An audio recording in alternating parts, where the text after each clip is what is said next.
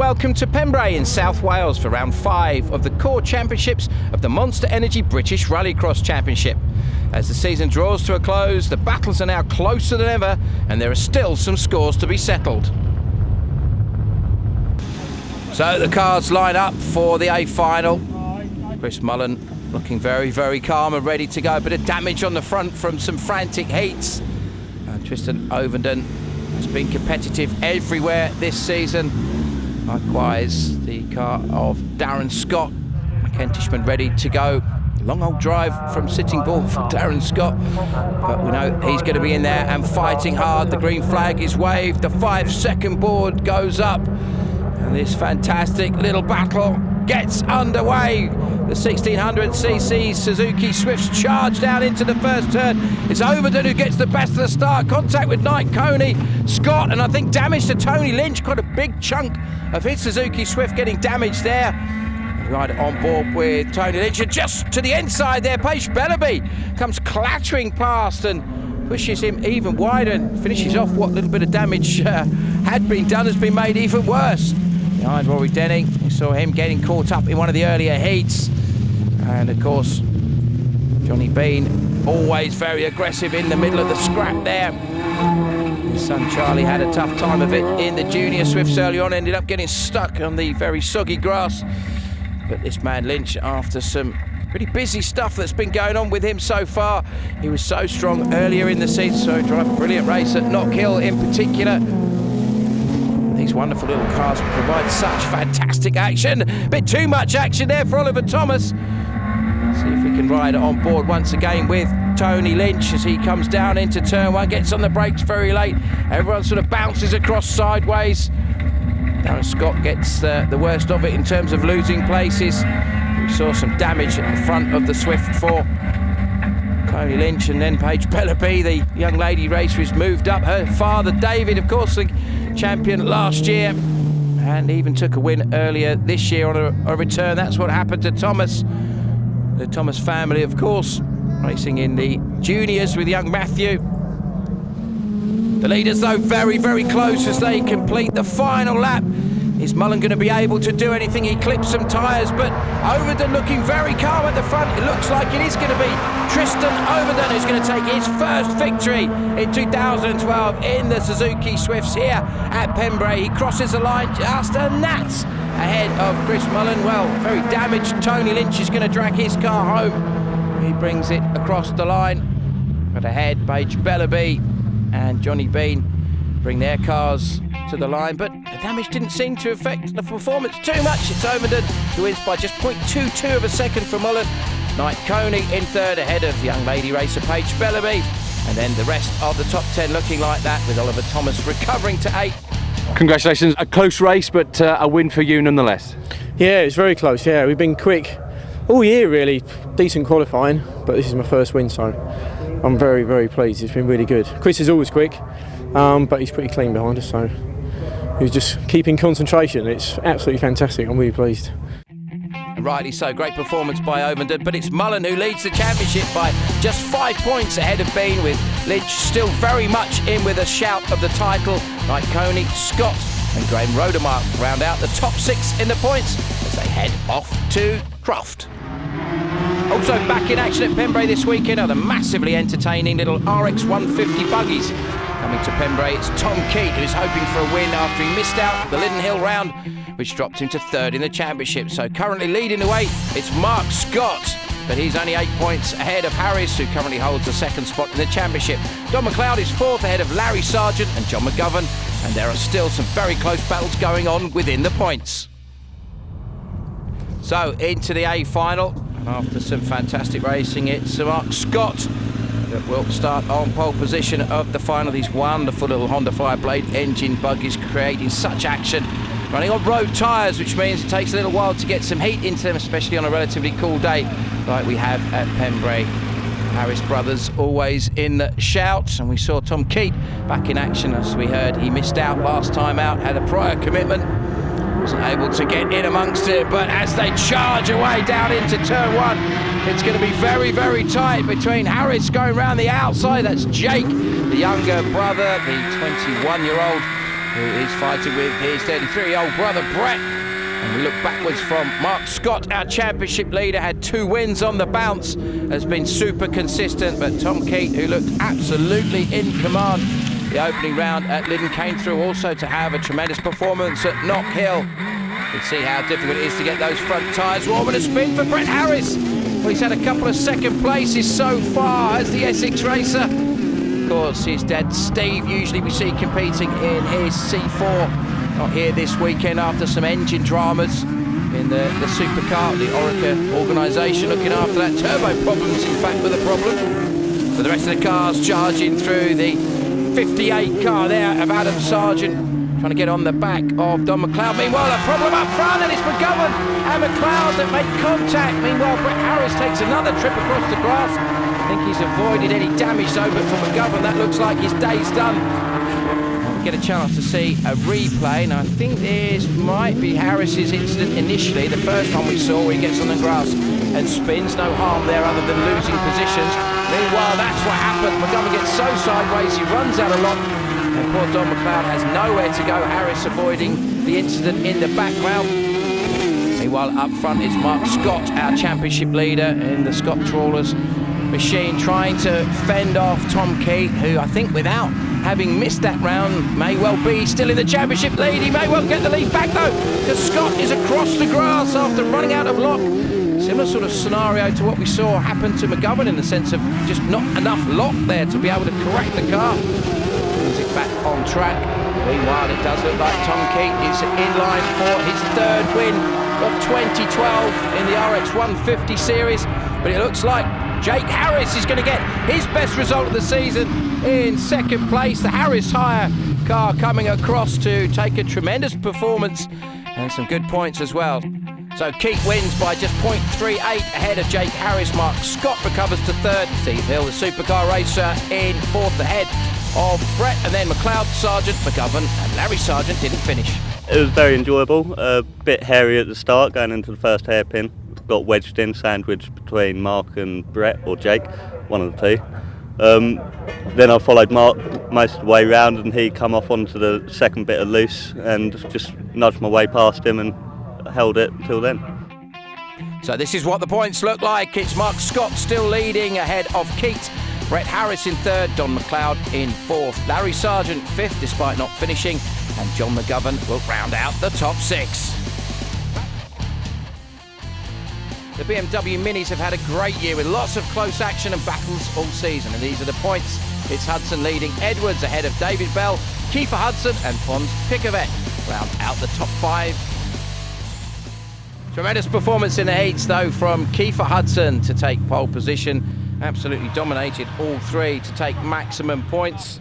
Alongside him, David Bell, having a solid run in the last couple of heats, taking a couple of points there. Well, Chris Hudson, we saw have a bit of a wild time of it, but at the moment he is very much the man to beat in the championship, having taken all 4 race wins outright in the finals so far this season. Kiefer on the right, then you see the blue car of Picavet, Bell in the middle, then Edwards, and on the left it's Chris Hudson. We watched for the cars to scrabble away from the grid. Loss of wheel spin from poleman Kiefer Hudson, a better start from his brother Chris, who slices around the outside and into the hairpin. A bit of understeer, running wide there. And it is the Hudson brothers at the front, just fending off the 3rd position car of David Bell, with Picavet hoping to have a calmer run in the final after a spin and his bonnet popping up. You can see the hastily repaired light cluster on the left-hand side of the Dutchman's car. As we look at it, Edwards gets a little bit of oversteer through the infield section. Really is a challenging section that they come onto here. Very, very rough tarmac. No joker lap here at Pembrey. That doesn't affect the quality of the racing at the front. And these BMW Minis have consistently provided some spectacle. Perhaps not quite as much as we saw at Knock Hill, with some rolls going on there. Picavet having some damage and Kiefer Hudson getting up and over. It is Kiefer who's looking the strongest of the 2 at the front. I'm sure that there is absolutely no love lost between these 2 boys when they get out on circuit. Defending hard going into the hairpin. Kiefer gets the car turned in well. Chris trying to get the cut back perhaps and get to the outside. Bell in third ahead of Picavet and Edwards. Rounds out our top 5. A little bit of a wing on the back of David Bell's car there. I wonder if that makes much difference to the performance. Certainly with these cars it's much more about mechanical grip. Fantastic little chassis that the Mini has. Always been renowned as one of the best little hot hatches out there. BMW of course providing a tremendous new age version of the original. Everybody loving the way that these cars handle. Very simple suspension setup and a strong little 1.6 engine providing the power output for these guys. Also one make series, meaning that there's no real advantage to be had in anything other than setup and of course in driving skill. At the moment it looks like it is going to be Kiefer Hudson who's going to be doing the best job out of everybody over the weekend. Charges across the line. Real scrap here between Edwards and Picavet with that damaged screen after the bonnet popping up. Edwards looking to slice down the inside of the Dutchman. Second place is so far for David Bell and for George Edwards in the series. So it'll be interesting to see whether Kiefer Hudson can build on his best result so far of a third at Mallory Park. Certainly looks like he's dealing with the Welsh circuit better than anybody else, including the championship leader and the champion-elect. A strong points lead coming into this has Chris Hudson. But I'm sure that he'll be happy if he has to take a second place to take it to his brother out of everybody. I'm sure the family Hudson will be looking on proudly to see which one of them's going to get the job done as they slice through the right-hander at Honda for the final time. It is going to be Kiefer Hudson who slices across the line to take victory. Hudson wins from Hudson. It's Kiefer who takes his first win of the season. A tremendous second place by Chris. And this is the confirmation of the result. Just 0.38 of a second, the difference between Kiefer and Chris. David Bell a further 1.5 seconds behind with George Edwards and Fons Picavet rounding out the top 5. But it was a great performance from Kiefer Hudson. Congratulations, Kiefer. Great victory and a great race day with your brother. Yes, exactly. Yeah, it's been a great day. Really, I couldn't ask for any more. Really, it seems to have all gone my way for once. It was all over the back of you, but you were able to hold him off. Yeah, he was being nice, wasn't he? Letting me have it. No, it was a good race, and I'm sure there'll be many more to come. But at the top it is his brother Chris who has a solid lead, just gets some points at Croft and he will be champion again ahead of Edwards and Bell. That's the real battle. Then Kiefer in 4th and Fons Picavet in 5th position. As always, the Super 1600 heats provided some great action. Russ Simpson was getting stuck in with Andy Knowles, and as the two Citroens did battle, they were joined by Lyndon Hill Victor, Nick Priddy in his Suzuki Swift. It was Russ Simpson who lost out first though, as he got the car all out of shape, coming back onto the tarmac and sent the car around and nearly back into the pit lane. Also running with the Super 1600 this weekend were the hot hatches. Twomey was out setting good pace in the heats as Dave Ellis struggled for pace in his Saxo, leaving him starting from the back of the final. Currently the hot hatch class is being led by Thomas Viegholz, who has pulled out a gap over the Saxo pilot of Slavomir Voloch, but he hasn't won it yet and is still able to catch him with the points on offer. John Rook lies third, just 1 point clear of 4th place man Swales, ahead of Twomey and Clark. In the Super 1600, it's Nick Priddy who had a brilliant debut at Lyddon. He's 4th in the championship, and he might be fast, but he's going to struggle to catch Russ Simpson, who currently leads. And he's far from safe as Dave Ellis is only 10 points adrift and Andy Knowles is only 1 point further behind. So there is Andy Knowles, a very distinctive Yakko supporting Citroen C2. Nick Priddy has looked very, very strong since he joined the fun at Lyddon.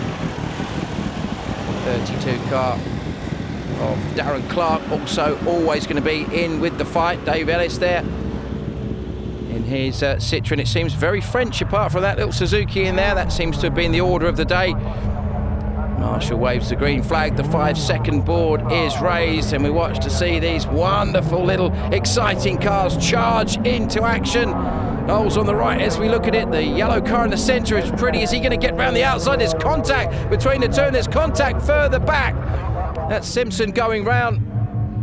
That could be significant in the championship. Meanwhile, a flailing piece of bodywork from the Irishman Andrew Twomey, looking like that's potentially going to affect him, or maybe not. It could be fouling the right rear wheel, but certainly it's well and truly clear of the rest of the car.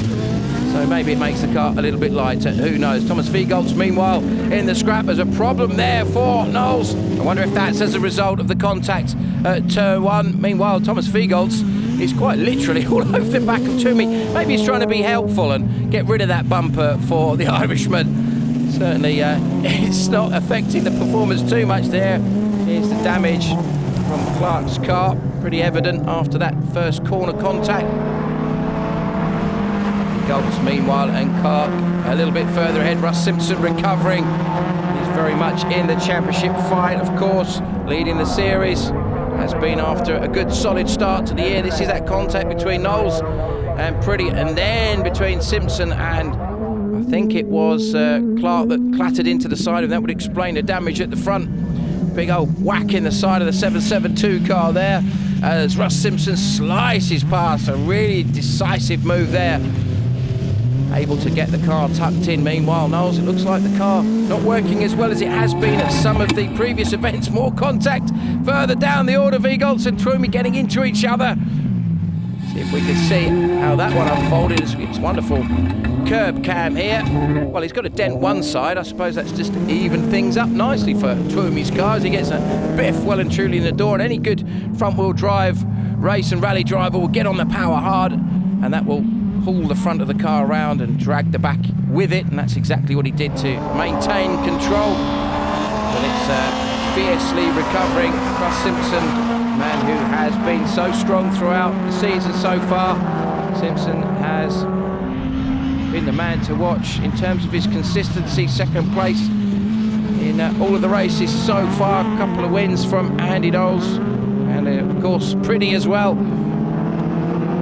Viegoltz looking like he's not finished with the back of Toomey's car yet. Meanwhile, Pretty looking completely in control. That Suzuki looking really good. Reminiscent of the cars that we saw people like Guy Wilkes race in the Junior World Rally Championship.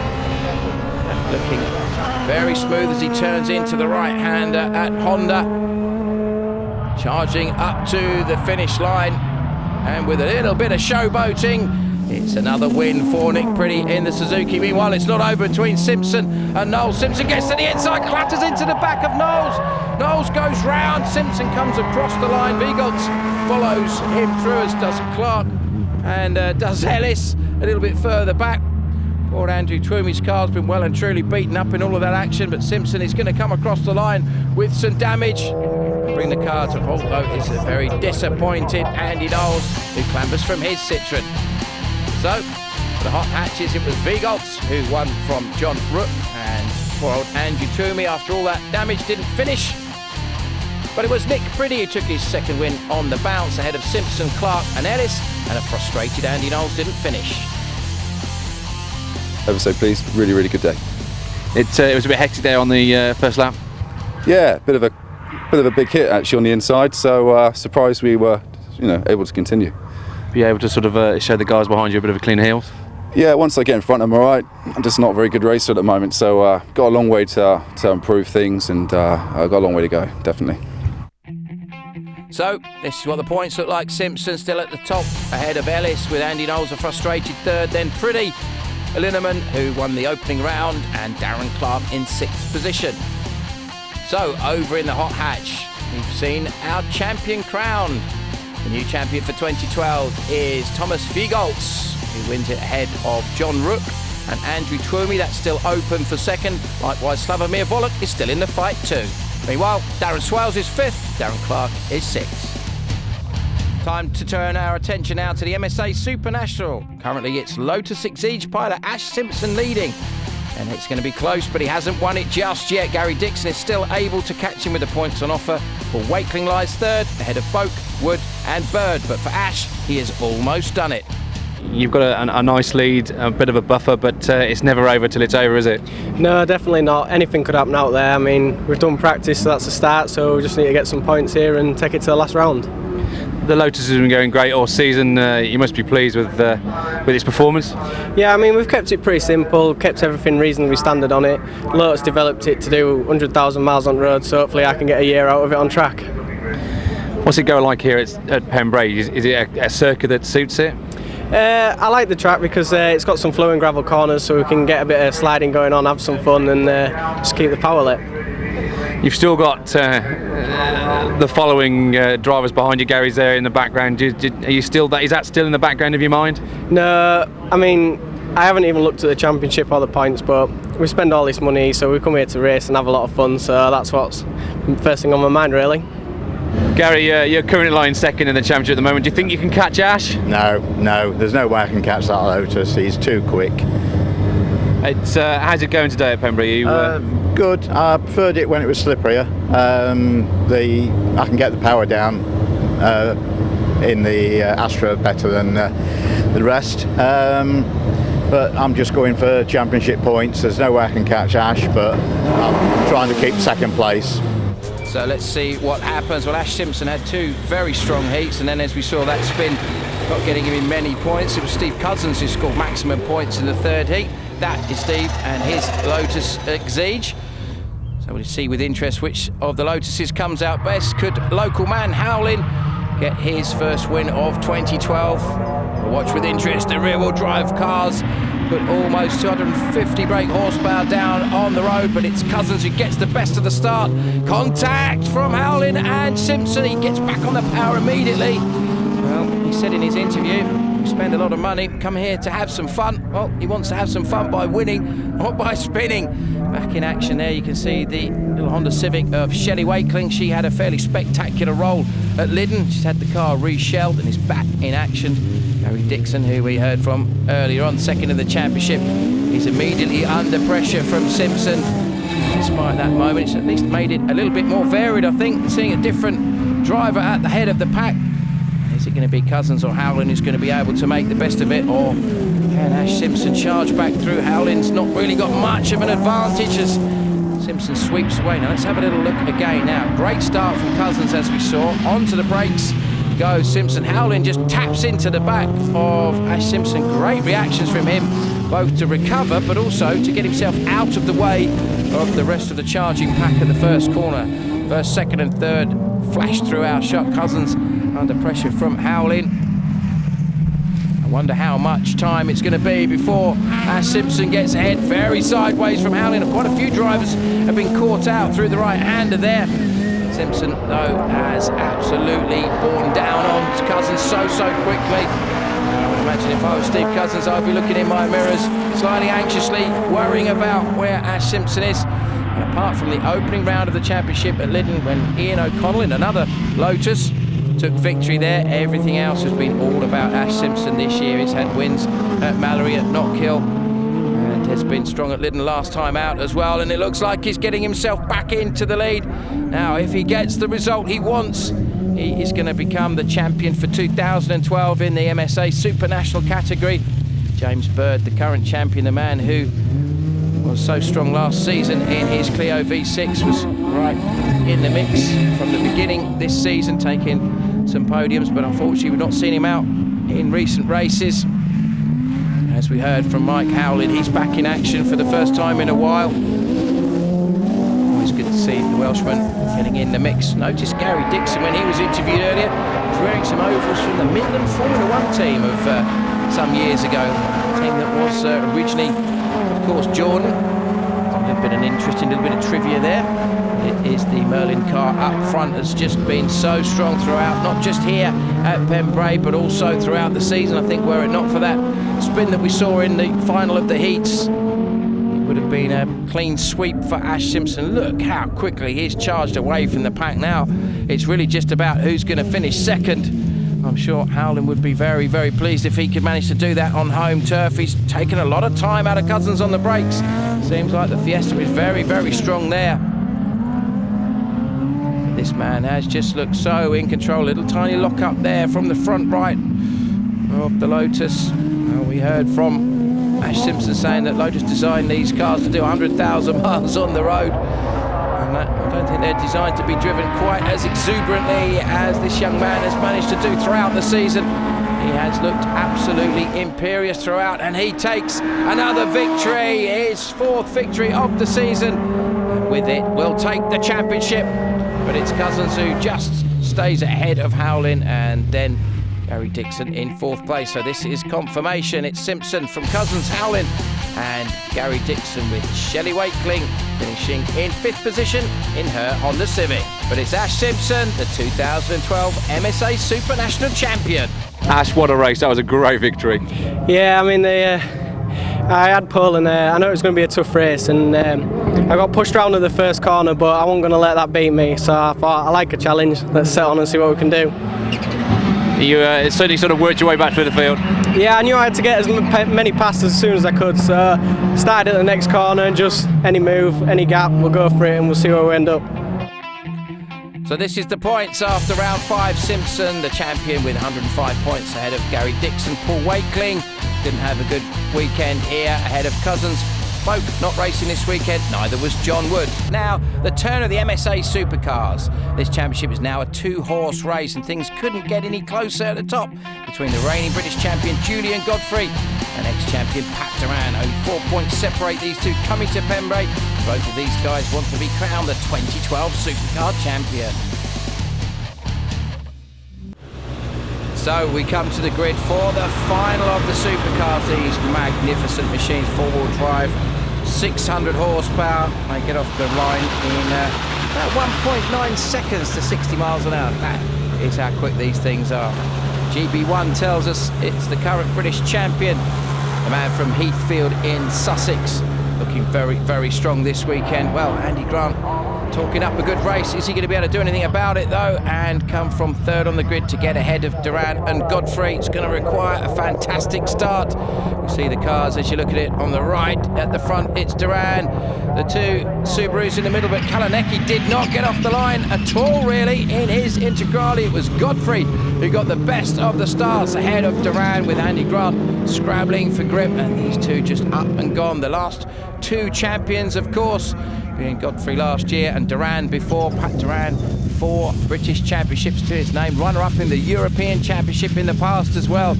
Came back into the series in 2001, has been such a force ever since, and of course has given us the talent of Liam Duran as his son to watch with interest, who won last time out, of course. Orton and Pusey, though, absolutely neck and neck in their Subarus. Meanwhile, very, very loose surface just on the exit of the corner there for Duran. You hear the whistle of the turbos there as the dump valves do their job. Auto Point Specialist Engineering building this car for Pat Duran. Was a little bit later to the championship than he would have liked. Had some teething troubles at Knockhill, but once he got it working well at Mallory, was pretty much unstoppable. Gave Liam a real run for his money last time out, and had Liam had that puncher that he had right at the end a little bit earlier on, it may well have been outright victory for Pat. It says Mayhem on the side. That's, of course, in reference to the fantastic event they put on at Lytton last time out, where there was all kinds of things apart from the action on track. For the Rallycross, there was also some drift cars and some FMX and all kinds of different things that are out there. This is on board with Julian Godfrey, looking completely relaxed and in control. The Fiesta Mark 6, and a little bit of understeer he was talking about over the weekend. Here is a replay of the start. See through the middle of the grid, brings the revs up, puts the car on the rev limiter. Well, as an engine builder, you'll know what you can and can't get away with. The car scrabbles for a little bit of grip. At least it's a dry surface. It hasn't been like that all weekend at Pembrey.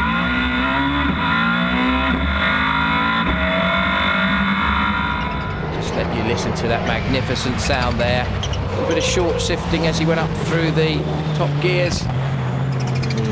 Citroen DS3 just lifting that inside rear wheel hard on the brakes. You can see the splitter just scuffing the ground as Duran turns in, tries to struggle to get the power down, but he manages to do it very, very successfully.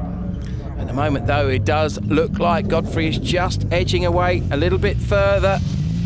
Interesting to see what the difference in lap times between the 2 championship contenders are, as the 2 guys in the Subarus continue to fight. Well, first lap, as you'd expect, Godfrey was the quicker of the 2, but it's equalised a little bit. Duran, second lap through, 52.7 against the 53.0 for Godfrey. So 0.3 of a second quicker, but these 2 fighting further down the order. Pusey and Horton, just under half a second between them in terms of lap times. Godfrey, meanwhile, just drifts the car beautifully out of the Honda turn, the final corner.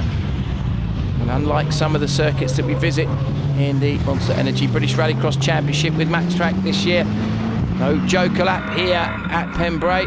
Let's listen again with Julian Godfrey on board.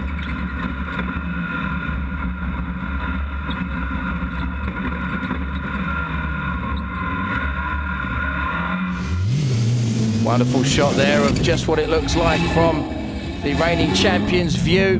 You can hear just how hard the car struggles for traction. You notice that the cars are relatively soft in terms of suspension. That's so that they can put all of that power down. Too stiff a suspension, it'll just spin those wheels up very quickly. Even with four-wheel drive, it would be a huge issue getting all of that grunt down. A bit of a squeal there, of course. A bit of freedom on tyres, like some of the other championships, but freedom at the front for Julian Godfrey, who takes another victory in the championship, and with it will extend his championship lead. It's going to be very, very close at the end of the season. It's very close between Horton and Pusey. Pusey looks like he's just about going to be able to hang on, or is he, as they cross the line? Yes, he is, and immediately the two of them back off. A little bit of respect between the two Subaru drivers, but it is Godfrey who takes the win by just 1.62 seconds ahead of Pat Duran. Andy Grant gets himself onto the podium ahead of Pusey and Horton, and a struggling Grzegorz Kalinecki rounds out the top six.